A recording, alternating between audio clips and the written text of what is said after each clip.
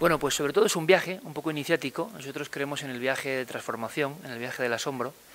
Y entonces yo creo que cualquier persona puede vagar por el mundo, cosa que sería imposible físicamente, en 4 salas, ¿no? Y en 2 pasillos. Yo creo que eso es muy interesante.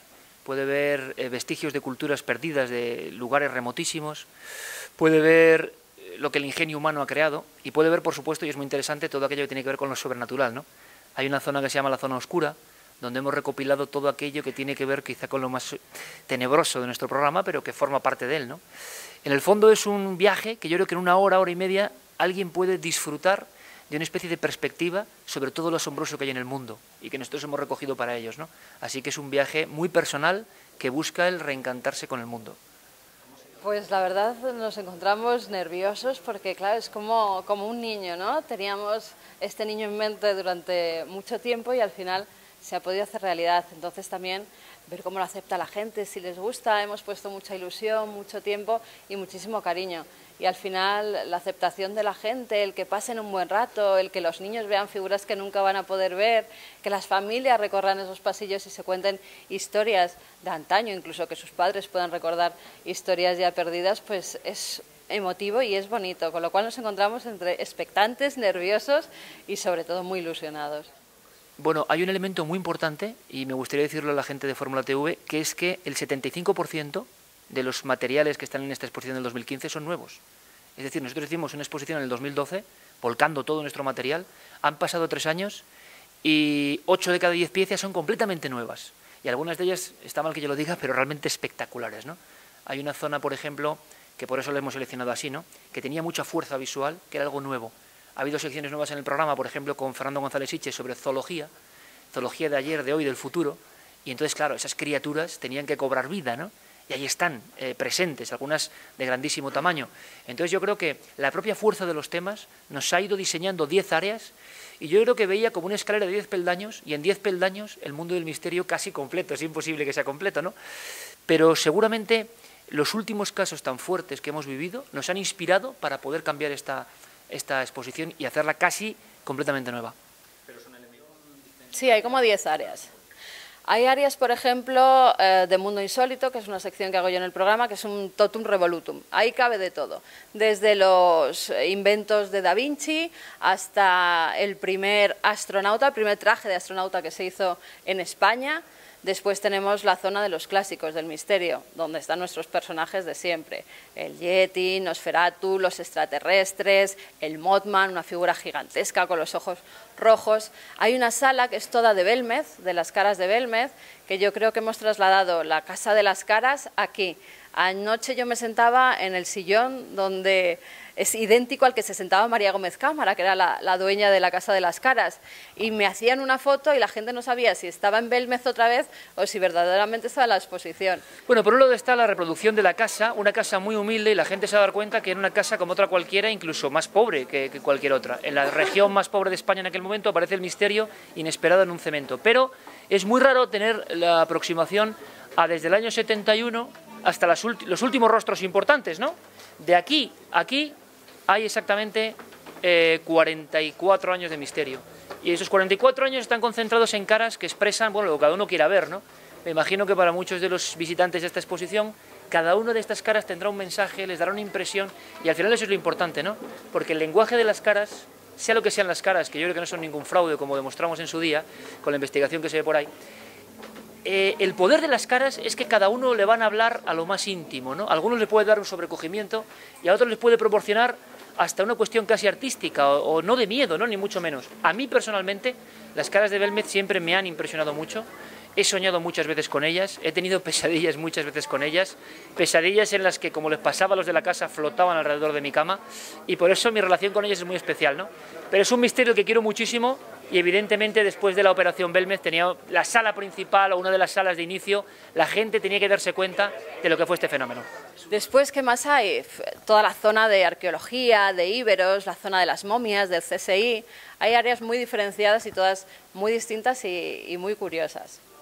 Bueno, pues me podéis acompañar a lo que es la que hemos denominado sala oscura. ¿Por qué? Porque aquí es donde se concentran esos miedos más profundos que tenemos, por ejemplo, los demonios, las gárgolas que hay, por ejemplo, en Notre Dame, en París, algunas de ellas, que nos vigilan, que nos están mirando cuando entramos a los templos, algunos diablos de antiguas civilizaciones, esas máscaras terribles que lo que hacían era prevenir al que se acercaba demasiado.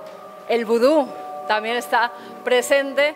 Y una de nuestras estrellas, que es el Pazuzu, ahora que estamos con todas esas piezas que están destruyendo en Irán, en Irak, bueno, el Pazuzu se encontró uno de ellos, el que se ve en la película del Exorcista, en una ciudad que ahora han arrasado, que han tirado. Esta es la muestra, el Pazuzu, de un dios para ellos, que a veces era malo y otras veces era protector de las fortalezas. Parece que en esta ocasión no ha podido proteger esas fortalezas, por desgracia.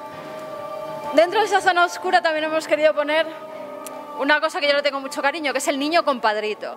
El niño compadrito es una especie de ser momificado que nos encontramos cuando viajamos a Cuzco, a Perú, y que la gente allí lo adora como si fuera un dios, como si fuera incluso algo virginal. Cuando vimos al niño compadrito no sabíamos bien lo que era, eso sí, la gente tiene devoción completa por ellos. Mostramos también un poco lo que es el martirio, como en otras épocas la Inquisición española hacía verdaderas burradas, como este buey ígneo. El buey lo que hacía era calentarse de tal forma, a base de carbones, que a los pobres que estaban dentro, a los reos, como los vemos ahí, pues al final los quemaban vivos, los cocían. Tenemos aquí también otro tipo de torturas y también los famosos vampiros que se estarán encontrando en algunas muestras arqueológicas. Ahí los vemos como eran enterrados con una piedra en la boca para que al levantarse no pudieran morder a ningún vivo más y así no transmitir el vampirismo. La mítica vampira de Venecia, esa que encontraron, una de las primeras, y que tenía todas las características de que la pobre pues había sido enterrada para que no volviera a levantarse de su tumba. Y aquí entramos a una sala también que es la nuestra, la de siempre, la de los clásicos del misterio. El Mothman, el personaje, hombre polilla que se aparecía en Point Pleasant a mucha gente, a algunos les salvó del accidente y otros tuvieron un accidente en un puente tremendo donde murió muchísima gente. O Nosferatu, si queréis acabamos con uno de los clásicos, como es nuestro Nosferatu particular, que más de un susto ha dado en plató a algunos cámaras cuando se lo han encontrado al ir a abrir el plató, incluso a nuestro Juan Villa, que lo tenía en su despacho, y cuando entraba la gente y no se lo esperaba, pues imaginaos encontrarse con esta cara paliducha. Pues mira, te voy a contar una historia que creo que es interesante y es un poco emotiva. Y estaba yo con Carmen en Nueva York hace unos 5 años, más o menos, y entonces vimos una exposición que tiene que ver y no tiene que ver, es otro concepto, ¿no?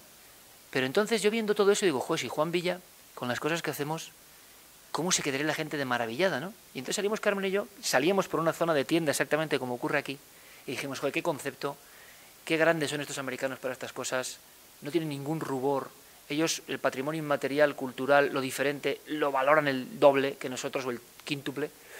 Y entonces dijimos, ¿se podrá llevar esto a España?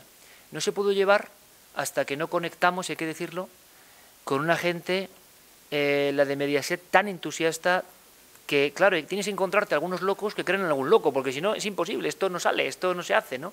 Ha habido tantos problemas para poner en marcha esto, que si no es con gente que está súper vinculada no sale, ¿no?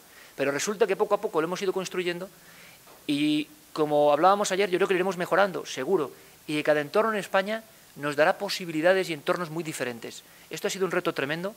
El Palacio es un lugar que seguramente no es el mejor para hacer una exposición de este tipo, pero que simbólicamente arrancar nuestra exposición en el lugar más misterioso posiblemente del corazón de España, aquí en Cibeles pasa el arroyo Broñigal y era el centro de España durante mucho tiempo, yo creo que es simbólico en un lugar tan lleno de misterio y por eso también ha podido mucho esa fuerza, ¿no? Decir, oye, vamos a hacerlo y no en cualquier sitio. Podríamos haberlo hecho en otro sitio, incluso con mejores condiciones, más amplitud, pero creo que para los seguidores de la Nave del Misterio, venir a la Expo y venir aquí, yo creo que tiene un plus, ¿no? Yo creo que cada vez menos. Fíjate, estamos poniendo nuestro granito de arena para conseguir que, por ejemplo, en muchas localidades se hagan rutas para contar esas leyendas, esos misterios. Antes parecía que había que ocultarlo y ahora lo que se hace es, por las noches, por ejemplo, en Toledo hay decenas de rutas para contar el Toledo oculto, el misterioso, el satánico, Pero eso en todas las ciudades, con lo cual yo creo que ahora estamos por fin diciendo, pero si es que son cosas de nuestra sociedad, ¿por qué vamos a taparlas? Si esto es lo bonito, si es historia, al fin y al cabo es historia un tanto extraña, un tanto que se sale de los libros oficiales que nos enseñan en el colegio, pero al fin y al cabo es nuestra propia historia la que han vivido nuestros abuelos, nuestros bisabuelos, nuestros tatarabuelos, y no creo que haya que ocultarla, al contrario, hay que reivindicarla porque tenemos gran parte de historia que otros países ni siquiera tienen. Sí, han pasado muchísimas cosas con recreaciones. Ayer mismo había alguna que otra sorpresa y hallazgos extraños, porque hay piezas que llevan muchos años en un almacén, sin salir de un almacén, y entonces de repente se encuentran cosas dentro, historias, en fin, sí, nos han pasado cosas. La gente de recreaciones también ha pasado cosas, aparte del sufrimiento que es muchas veces no llegar a tiempo y estar haciendo recreaciones con estas figuras. Y a mí me gustaría que la gente lo descubriese, ¿sabes? Que la gente lo viese, lo viviese. Y al final lo más importante, fíjate, lo más importante es lo que el espectador personal siente con cada pieza, le transmite cada pieza, y cómo yo espero que la gente, sobre todo más joven, o no tan joven, me da igual, se lleve ahí el impacto importante de lo que le dice la figura, el icono, porque eso es muy importante. Y eso ha cambiado muchas vidas, parece mentira, pero sí, dedicándose a alguien a una vocación que antes no pensaba, o simplemente dedicando su hobby, su tiempo libre a algo que realmente le apasionaba, porque lo descubrió en una exposición, ¿no? Entonces, ese es el verdadero poder y el verdadero misterio de estas piezas.